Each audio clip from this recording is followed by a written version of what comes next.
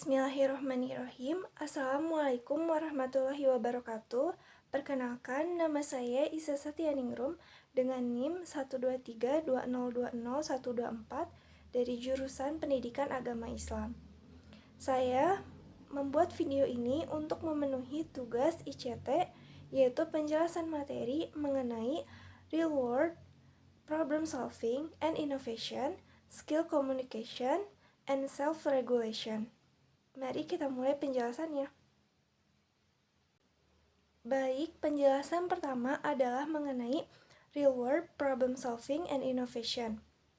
Rubrik ini menilai sejauh mana kegiatan belajar benar-benar mengajak peserta didik untuk memecahkan masalah yang nyata serta menciptakan solusi inovatif yang bisa diterapkan di luar kelas. Dalam pembelajaran, problem solving terjadi ketika siswa dihadapkan pada tantangan yang jawabannya tidak mereka ketahui sebelumnya. Harus merancang solusi baru atau membuat produk kompleks yang memenuhi persyaratan tertentu. Masalah tersebut harus autentik, berasal dari konteks dunia nyata, bukan skenario buatan tanpa relevansi. Tingkat paling kuat dari rubrik ini adalah ketika siswa tidak hanya menganalisis atau merancang solusi, tetapi juga mengimplementasikan ide atau setidaknya mengkomunikasikannya kepada pihak luar yang dapat mewujudkan solusi tersebut. Misalnya, mengirim rekomendasi kebijakan kepada pemerintah daerah, membuat produk yang dipakai masyarakat, atau menyajikan hasil analisis bagi pihak yang relevan. Pembelajaran semacam ini dituntut untuk kreativitas, analisis data nyata, dan kesadaran terhadap kebutuhan masyarakat. Final outputnya bukan hanya mengetahui, tetapi memberi dampak nyata. Baik, penjelasan kedua adalah mengenai skill communication. Rubrik ini menilai apakah peserta didik mampu mengkomunikasikan gagasan secara jelas, terstruktur, berbukti, dan disesuaikan dengan audiens tertentu.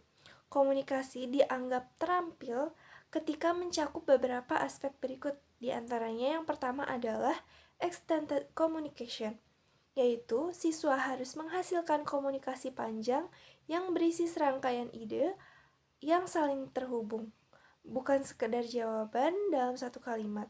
Contohnya adalah paragraf, analisis, presentasi, laporan, podcast, ataupun video. Lalu, yang kedua adalah multimodal communication.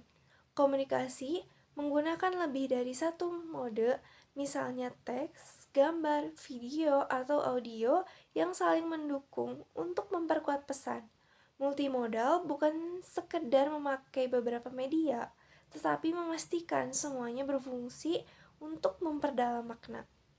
Lalu yang ketiga adalah supporting evidence, yaitu siswa tidak cukup menyampaikan pendapat, mereka harus menjelaskan ide dengan bukti, data, kutipan, ataupun contoh.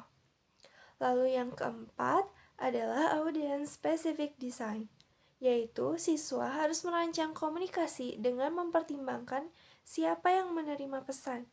Misalnya, video untuk siswa baru, surat untuk perusahaan, laporan untuk perpustakaan, dan sebagainya. Maka rubrik ini dianggap sepenuhnya terpenuhi ketika semua unsur yang tadi disebutkan itu hadir. Komunikasi yang panjang atau multimodal, ada bukti pendukung, ada desainnya disesuaikan dengan audiens tertentu. Penjelasan ketiga adalah mengenai self-regulation. Self-regulation adalah menilai kemampuan siswa untuk merencanakan, memonitor, dan merevisi pekerjaan mereka secara mandiri. Agar self-regulation bisa terjadi, maka pembelajaran harus bersifat jangka panjang. Kegiatan harus berlangsung lebih dari satu pertemuan. Jika hanya dikerjakan dalam satu sesi, siswa tidak punya kesempatan untuk merencanakan, mengatur proses kerja, atau merevisi hasil. Selanjutnya, yang kedua adalah memiliki tujuan pembelajaran dan kriteria keberhasilan yang jelas. Tujuan dan standar disampaikan di awal, sehingga siswa tahu apa yang harus dicapai dan bagaimana menilai kualitas pekerjaan mereka sendiri. Lalu yang ketiga adalah memberi kesempatan siswa untuk merencanakan pekerjaan. Siswa memiliki langkah, membagi peran, mengatur waktu, dan menentukan strategi kerja. Bukan guru yang sepenuhnya menentukan proses. Lalu yang keempat adalah memberi ruang untuk merevisi berdasarkan umpan balik. Setelah mendapatkan masukan dari guru, teman, ataupun melakukan refleksi mandiri, siswa diberi waktu untuk memperbaiki karya mereka. Maka, rubrik ini mencapai level tertinggi ketika semua kondisi yang telah tadi disebutkan terpenuhi. Ada tugas jangka panjang, tujuan, dan kriteria yang jelas. Siswa merencanakan sendiri, dan ada kesempatan merevisi berbasis umpan balik. Sekian penjelasan materi dari saya. Terima kasih. Wassalamualaikum warahmatullahi wabarakatuh.